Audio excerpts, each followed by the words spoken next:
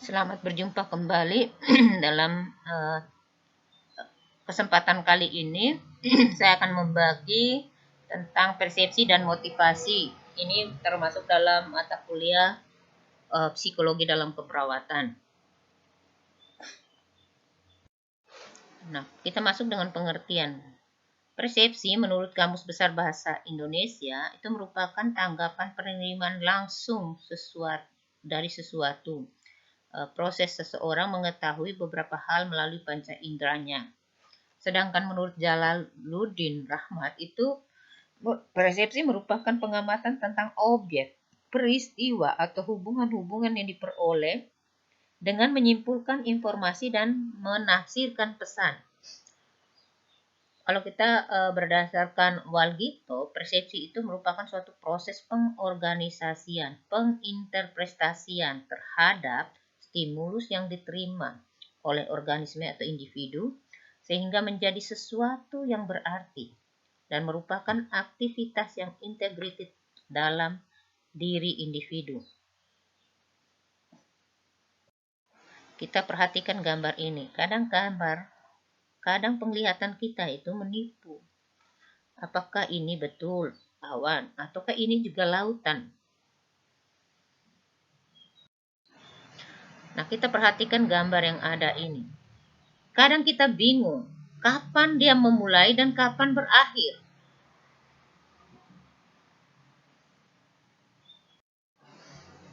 Gambar yang ketiga, kita perhatikan ini gambar sebagai tes intelijensi kita. Ada pohon, ada wajah manusia. Nah, dalam pohon ini kira-kira ada berapa wajah? Kalau kita menemukan sekitar 5 wajah, berarti kita dalam kelompok malas. Kalau kita menemukan 6-7 wajah, kita kelompok normal. Kalau kita menemukan 8-9 wajah, berarti kita kelompok sangat normal. Nah, seandainya kita menemukan 10-11 wajah, berarti kita cerdas. Sekitar 12-13 wajah, nah itu kita termasuk kelompok jenius. Tetapi sayang kalau kita hanya sekitar 14, kita menyebutkan 14. Nah itu 14 wajah itu asal-asal kita menjawab. Tidak, kita maksudnya dalam menjawab itu kita hanya berdasarkan asal-asal saja. Nah, bagaimana menurut kamu? Jawaban ditentukan kamu sendiri. Kira-kira kamu menemukan berapa wajah di dalam pohon ini? Kita masuk dalam organisasi persepsi. Dalam organisasi persepsi, menurut Sarwono, persepsi itu mengikuti prinsip ada wujud dan latar, pola pengelompokan, pola pengamatan menetap, pola salah penafsiran, pola perbedaan persepsi. Nah, kita masuk dengan wujud dan latar. Wujud dan latar adalah setiap objek yang kita amati di lingkungan kita, sekitar kita. Mereka akan dimaknai sebagai wujud. Sedangkan objek lain yang lepas dari pengamatan kita akan kita maknai sebagai latar. Contoh, kita sebagai seorang mahasiswa dalam mengikuti perkuliahan tatap muka di kelas. Nah, dosen akan memberikan bahan ajar berupa materinya dengan menggunakan LCD. Maka pusat perhatian kita adalah sebagai wujud.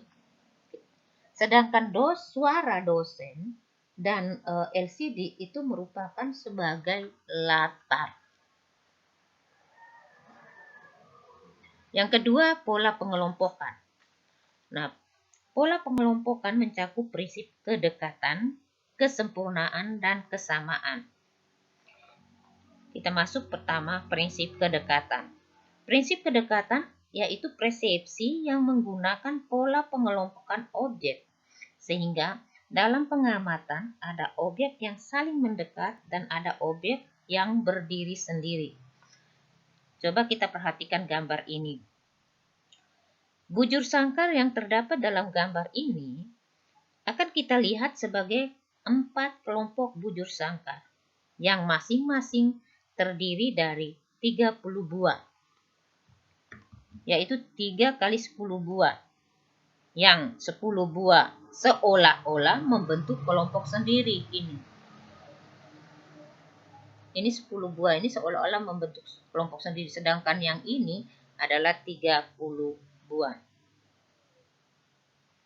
Nah, kita masuk pada prinsip pengelompokan yang kedua, yaitu prinsip kesempurnaan.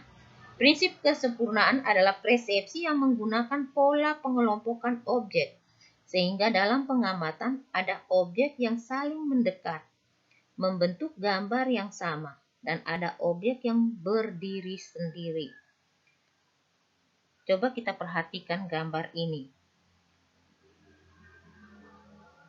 Dapat kita lihat bahwa formasinya 3 kelompok pesawat, masing-masing 10 pesawat, yang terdiri dari formasi 2 kali 5. Dia akan membentuk segi 4 yang sama. Sedangkan 5 pesawat terpisah. Dia tidak membentuk segi 4 seperti 3 kelompok lainnya. Ini 5 terakhir tuh dia tidak membentuk seperti yang lainnya. Kita masuk ke pola pengelompokan yang ketiga adalah prinsip kesamaan. Nah, prinsip kesamaan ini adalah persepsi yang menggunakan pola pengelompokan objek terhadap hal-hal yang sama. Coba kita pola pengamatan kita perhatikan pada gambar yang ini.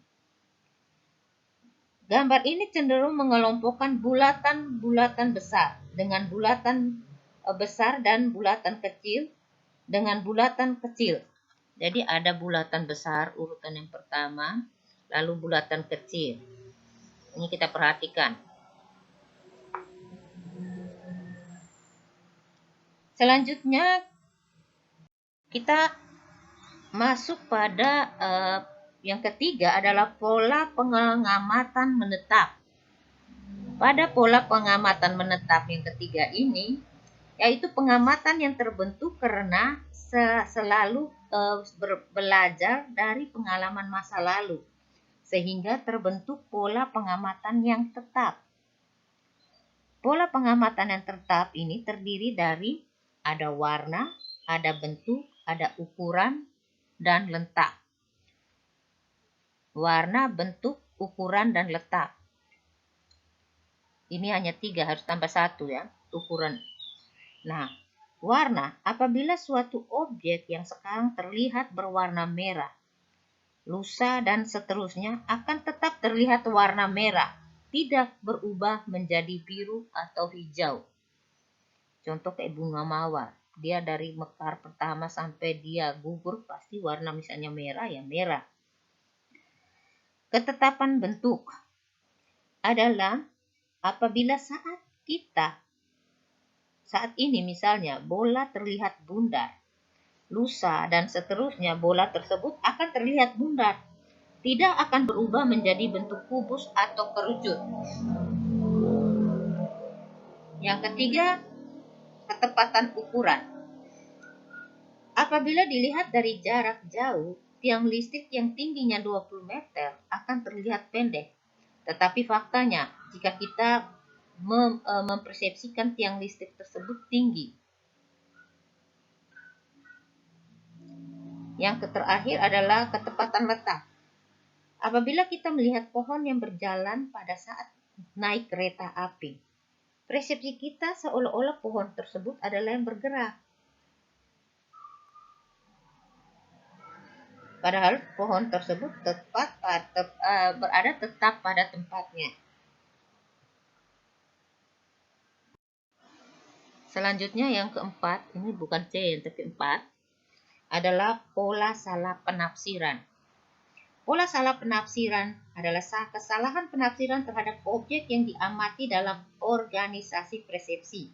Kesalahan persepsi ini akan menimbulkan gangguan yang dinamakan ilusi. Contoh, kita perhatikan rel kereta api ini. Semakin jauh, kita akan melihat semakin menyempit, padahal sebenarnya tetap ukurannya tidak berubah. Coba kita perhatikan gambar yang kedua. Segi 4 di tengah pada gambar sebelah di bawah ini tampak lebih besar dibanding segi 4 yang berada di sebelahnya. Padahal keduanya adalah sama.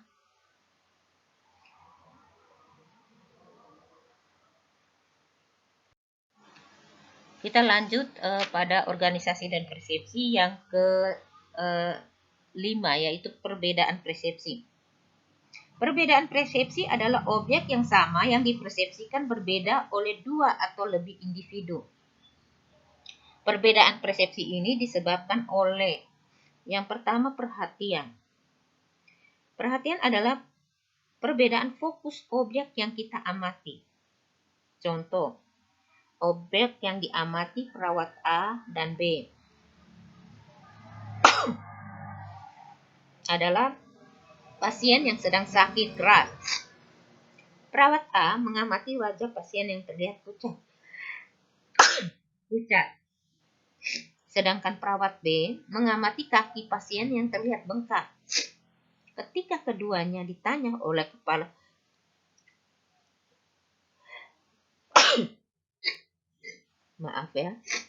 Ketika keduanya ditanya oleh kepala ruangan tentang tanda-tanda objektif apa yang mereka lihat, perawat A akan menjawab, pasien terlihat pucat. Sedangkan perawat B akan menjawab, pasien terlihat bengkak.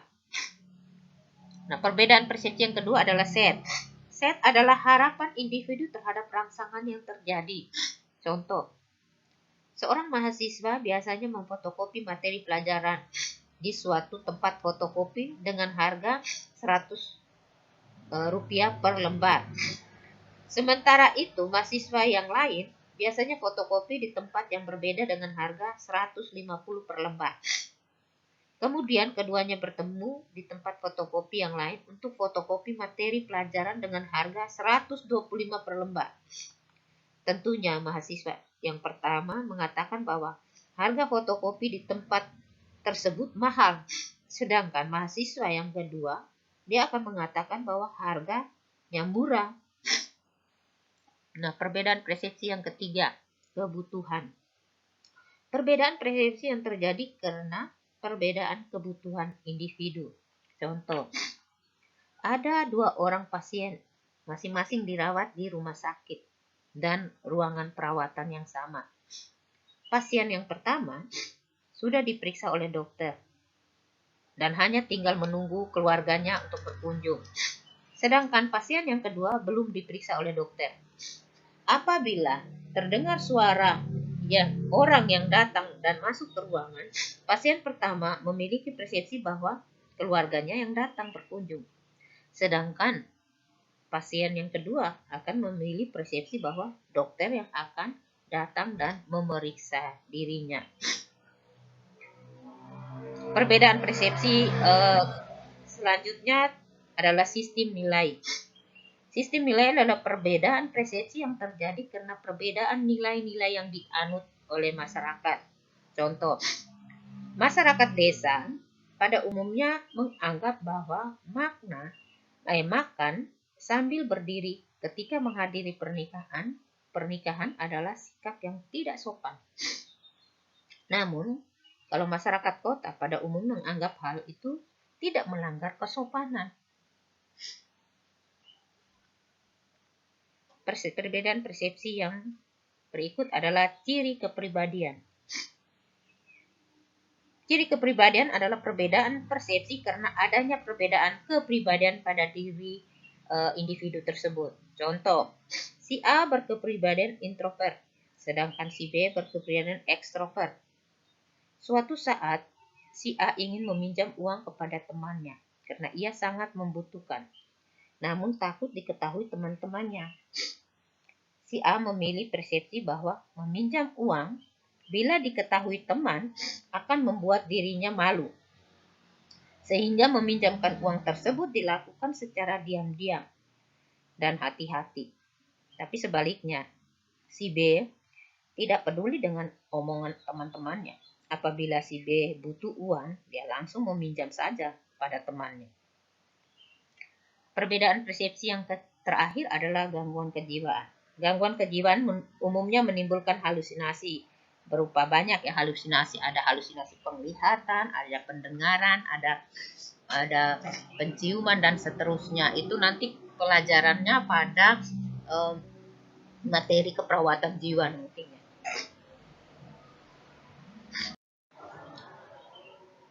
Kita masuk ke gangguan persepsi. Gangguan persepsi ini disebut juga dengan dispersepsi. Nah, persepsi dalam perkembangan dapat mengalami beberapa gangguan. Gangguan persepsi atau yang biasa disebut juga dispersepsi ya, itu adalah kesalahan atau gangguan yang terjadi pada persepsi individu. Gangguan ini dapat disebabkan oleh gangguan otak dan gangguan jiwa. Nah, menurut Maramis,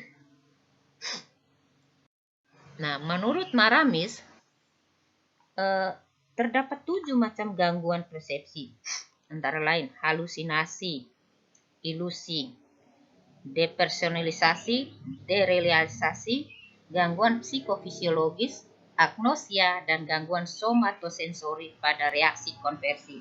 Kita membahas sedikit tentang halusinasi. Halusinasi adalah persepsi tanpa adanya rangsangan apapun pada panca indera seseorang yang terjadi pada keadaan sadar atau bangun berupa organik, fungsional, psikotik, atau histerik. Itu menurut Maramis. Secara umum, dapat dikatakan bahwa halusinasi adalah gangguan persepsi palsu atau gangguan atau suatu keadaan menghayati gejala yang dihayalkan sebagai hal yang nyata. Jenis-jenis halusinasi banyak, misalnya halusinasi terkait dengan indera pendengaran atau akustik. Itu adalah persepsi yang seolah-olah mendengar suara, padahal suara tersebut sebenarnya tidak ada. Suara yang terdengar dapat berupa suara manusia, hewan, musik, dan lain-lain. Contoh, pada malam hari seolah-olah terdengar ada bayi menangis di dekat kuburan, atau di dekat desa tempat tinggal seorang, ia seolah-olah mendengar suara harimau mengaum, dan lain-lain. Lalu halusinasi yang terkait dengan indera penglihatan, atau halusinasi penglihatan atau optik, yaitu suatu persepsi yang seolah-olah ia melihat sesuatu, namun pada kenyataan tidak ada apa-apa. Apa yang dilihat seolah-olah berbentuk manusia atau orang, binatang, barang, atau benda. Misalnya, daun pisang yang patah pada malam hari dilihat sebagai seorang penjahat yang sedang menghadang dirinya. Selanjutnya adalah halusinasi yang terkait dengan indera perasa. Itu suatu halusinasi seolah-olah merasa suatu saat atau rasa tentang sesuatu yang dimakan. Misalnya individu diberi obat seolah-olah terasa diberi racun. Lalu halusinasi yang terkait pencium. Halusinasi seolah-olah mencium sesuatu, bau tertentu. Misalnya bau bunga yang sedap malam dirasakan sebagai bau bangkai. Lalu halusinasi terkait indera peraba, yaitu halusinasi seolah-olah merasa diraba, disentuh, dicolek, ditiup, dan seterusnya. Selanjutnya halusinasi yang terkait dengan gerak atau taktil.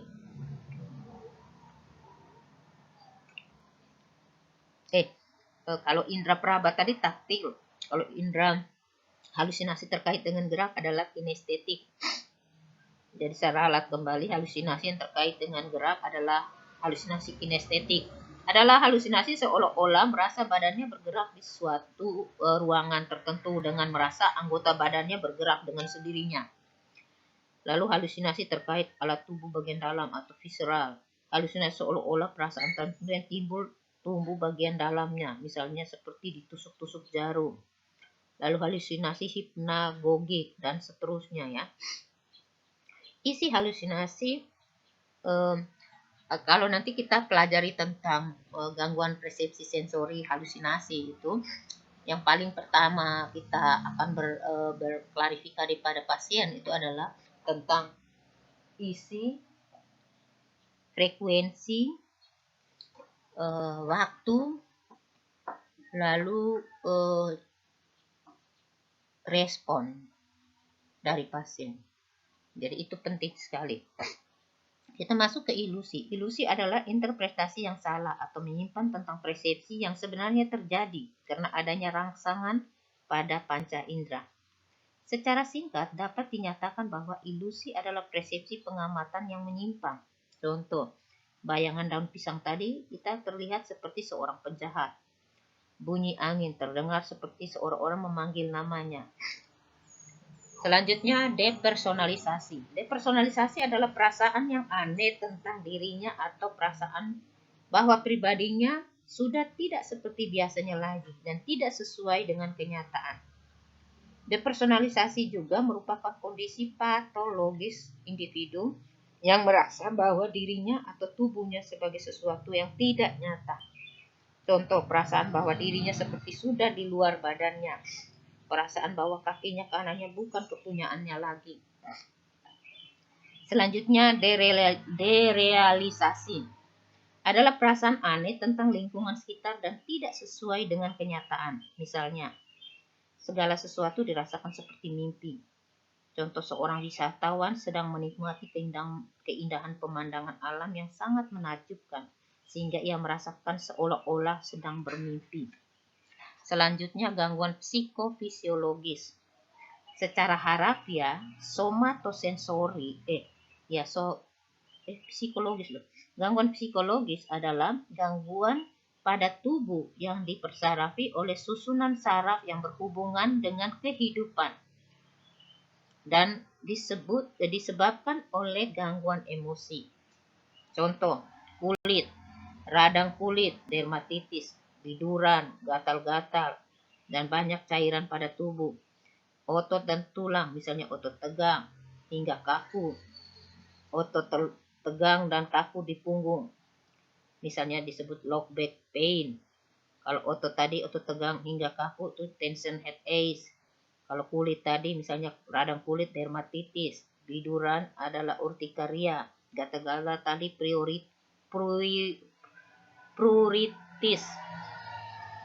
Dan cairan yang banyak pada kulit itu disebut hipohidrosis. Dan lain-lain. Agnosia. Agnosia adalah ketidakmampuan individu dalam mengenal dan mengartikan persepsi, baik sebagai sebagian maupun total, akibat dari kerusakan otak. Contoh, seorang pasien agnosia tidak dapat mengenal lagi alat-alat rumah tangganya yang ada di rumahnya, seperti meja, kursi, lemari, gelas, dan lain-lain. Meskipun visus, retina, dan saraf matanya dalam keadaan baik. Lalu kita masuk di gangguan somatosensori pada reaksi konversi. Secara harafiah, somatosensori berasal dari kata soma. Soma itu kan badan, dan sensori artinya persarapan dari saraf, ya, sensori, neurologis yang terlibat dalam proses penginderaan atau perasaan. Jadi somatosensori itu adalah suatu keadaan menyangkut tubuh yang secara simbolik menggambarkan adanya suatu konflik emosional.